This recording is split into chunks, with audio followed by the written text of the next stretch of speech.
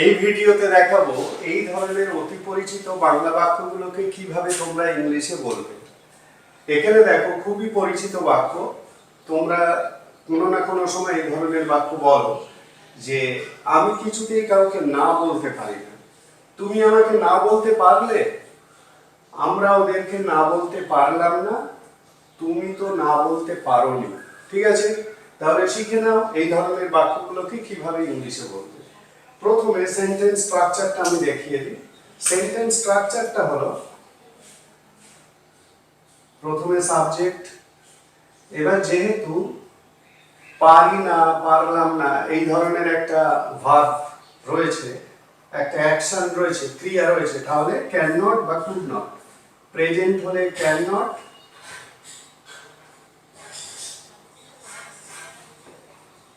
Present হলে can not, first হলে could not.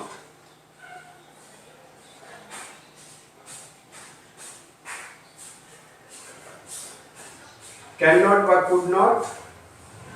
Next bring, এই ভার্বটা ইউজ করো, bring plus self word. Self word মানে হচ্ছে subject wise self word use করবে, মানে আই হলে মাই সেলফ, ইউ হলে ইয়োর সেলফ, উই হলে আওয়ার সেলফ, এরকম ভাবে ইউজ করতে হবে কিন্তু এই জায়গাটায় সেলফ ওয়ার্ড। তাহলে সাবজেক্ট ক্যান নট বা could not, bring self word plus to plus যেহেতু বলা, প্রত্যেকটাতে দেখো বলা ক্রিয়া আছে, ঠিক আছে, বলা, বলা মানে এখানে সে, সে নো, এই যে না বলা প্লাস অবজেক্ট।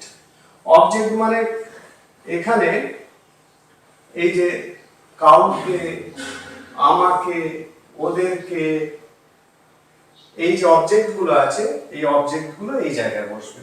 তাহলে পুরো সেন্টেন্স স্ট্রাকচারটা দেখে নাও। সাবজেক্ট ক্যান নট বা কুড নট, নেক্সট ব্রিং, তারপরে সেলফ ওয়ার্ড। সেলফ ওয়ার্ড মানে এই সাবজেক্ট অনুযায়ী, আই হলে মাই সেলফ, ইউ হলে ইয়োর সেলফ, উই হলে আওয়ার সেলফস, দে হলে দেম সেলফস, এরকম ভাবে এই জায়গাটায় বসবে। তারপরে to say no plus object.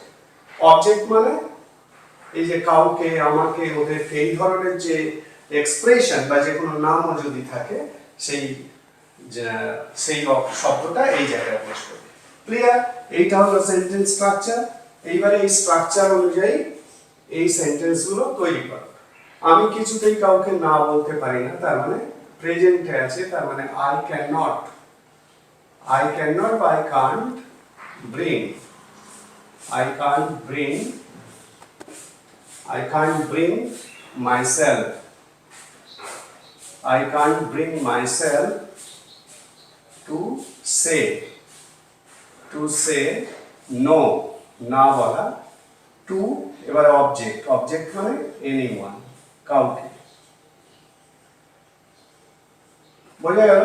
তাহলে পুরোটা কি বলবে? I can't bring myself to say no to anyone, I can't bring myself to say no to anyone. ঠিক আছে, আমি কাউকে কিছুতেই কাউকে না বলতে পারি না। পরেরটা, তুমি আমাকে না বলতে পারলে, জিজ্ঞাসা করছে এরকম ভাবে। প্রতিদিনের কথায় এই ধরনের বাক্য বলা হয়, তাহলে can you, can you, can you bring. এই ব্রিং কথাটা কিন্তু প্রত্যেক, মানে ব্রিং ভাবটা কিন্তু প্রতি ক্ষেত্রেই আনতে হবে। Can you bring yourself, can you bring yourself to say no, কাকে? To me.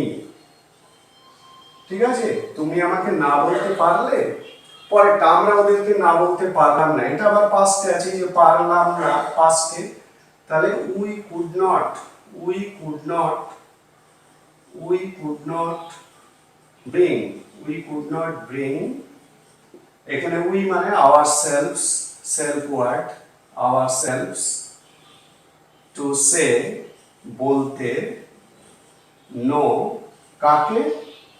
Two them. বোঝা গেল? We could not bring ourselves to say no to them. শেষেরটা, লাস্টেরটা একেবারে, তুমি তো না বলতে পারোনি, এটাও পাস্টে আছে, পারোনি মানে পেরেছিলে না, এরকম। তাহলে you could not, you not, you could not bring, you could not bring yourself to say না, to say no, কাকে, to কাকে বলিনি এখানে, মানে আমি ধরে নিচ্ছি ওদেরকে, তুমি তো ওদেরকে না বলতে পারোনি, তাহলে you could not bring yourself to say no to them। বোঝা গেল? তাহলে অতি পরিচিত বাংলা বাক্য, প্রতিদিনে বলা হয় যে বাক্য, সেই রকমই এক ধরনের একটা বাক্য আজকে শেখালাম। এই বাক্যগুলোকে এই স্ট্রাকচার ধরে এবার থেকে ইংলিশে বলবে।